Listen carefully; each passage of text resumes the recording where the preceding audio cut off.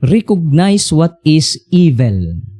Recognize what is evil. So, sa tuod-tuod man, hindi gid man tayo makaiwas sa kasalanan. Okay? So, kung hindi natin ito i-recognize, bantayan muna natin, ito ba ay maganda, or ito ba ay magbibigay sa akin ng hindi maganda. So, ganyan, dapat i-recognize mo bago mo ubrahon. Ito ba ay magbibigay ng kalugod-lugod sa Diyos?